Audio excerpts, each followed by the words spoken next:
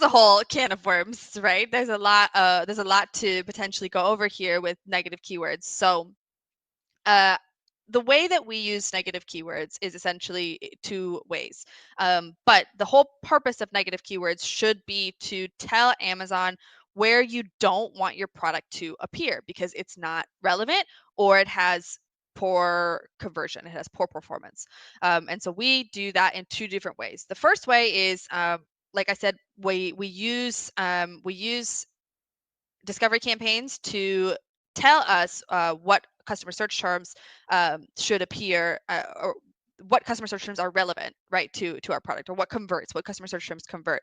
And in those discovery campaigns, once we've discovered the search term, once it has converted and we've moved it over to its performance campaign or to the exact campaign, we'll negate it from that source campaign. And the reason that we do that is so that we don't continue spending on it because we've already discovered it and now we're moving it over to the exact campaign so that we can bid on it more precisely. Because in broad campaigns, you are actually not bidding on the search term, you are bidding on the keyword and therefore not able to actually get your bid to be precise on that search term.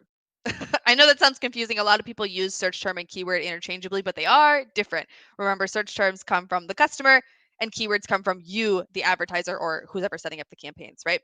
Okay, so that's the first way. We negate anything from a source campaign that has already converted.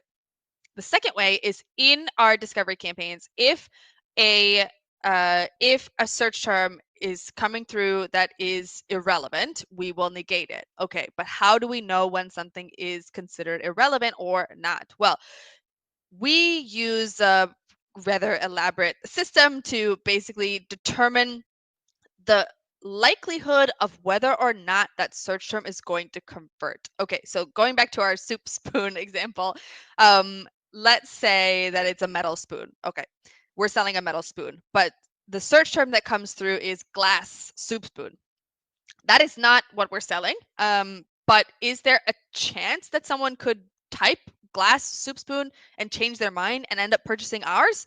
Yeah, there is a slight chance there, right? And so we want to give that search term enough of a chance to prove itself one way or the other. So we assign it a probability of, like in this case, I would say that glass soup spoon has a 15% chance to convert. And based on that percentage, we assign a number of clicks that we're willing to spend to see whether or not this search term is going to work, to give it a chance, right? If it does not convert after a certain number of clicks, we negate it.